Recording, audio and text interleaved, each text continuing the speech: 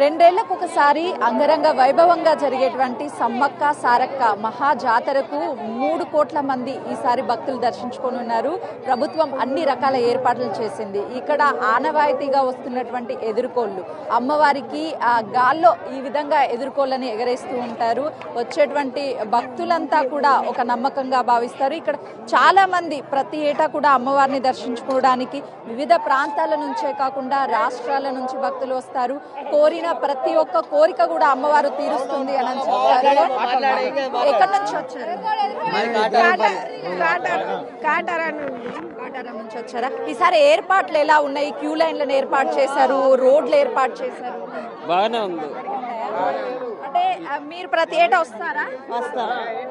ఎలా అనిపిస్తుంది ఈసారి ఏర్పాటు? ఈసారి బాగుంది. దర్శనం ఎలా జరిగింది? బాగానే జరిగింది, తొందరగా అయిపోయింది. అమ్మవారికి ఏం సమర్పించారు? వస్తుంది. ఒకప్పుడు క్యూ లైన్లు లేవు, చాలా ఇబ్బంది పడ్డారు. ఈసారి క్యూ లైన్లు ఉన్నాయి. ఈసారి మాకు అనుకూలంగా ఫ్రీగా వెళ్ళిపోయినాం. బాగా చేశారు, సీతక్క బాగా చేశారు ఏర్పాట్లు, అనుకున్నట్టుగా జరిగినాయి. మేడం బాగున్నాయి, అన్ని బాగున్నాయి.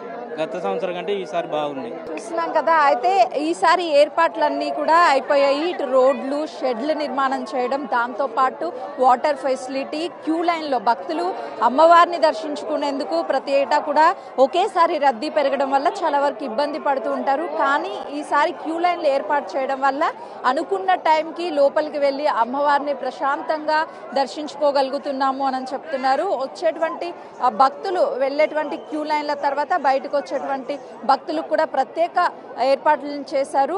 ప్రభుత్వం అన్ని రకాలుగా ఈసారి ఏర్పాట్లు చేయడం చాలా సంతోషంగా ఉందని కూడా వస్తున్నటువంటి భక్తులు చెప్తున్నారు. భక్తులతో మాట్లాడిద్దాము. ఈసారి ఏర్పాట్లు ఏ విధంగా ఉన్నాయి చెప్పండి. ఈసారి ఏర్పాట్లు ఎలా ఉన్నాయి? బాగున్నాయి. అమ్మవారి దర్శనం మంచిగా జరిగిందా?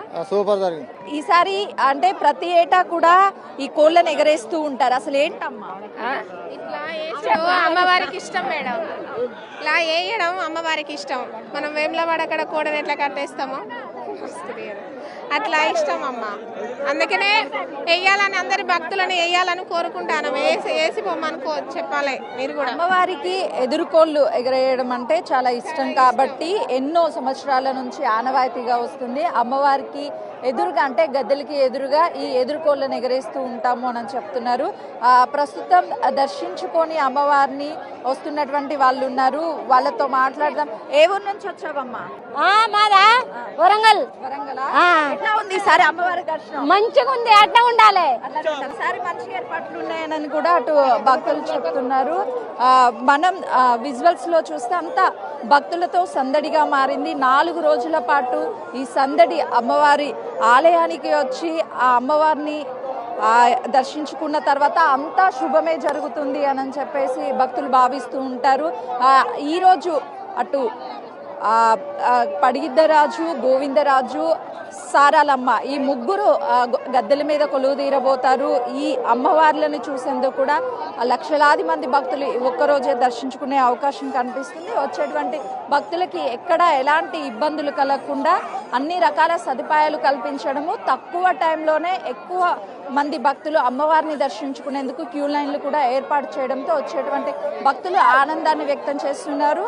ఈసారి చాలా ఫెసిలిటీస్ కల్పించారు. ఇలా ఉండడం వల్ల తొందరగా కూడా దర్శనం చేసుకోగలుగుతున్నాము అని చెప్పేసి వచ్చిన భక్తులు చెప్తున్నారు. కెమెరామన్ వేణుతో సుజాత, మేడారం.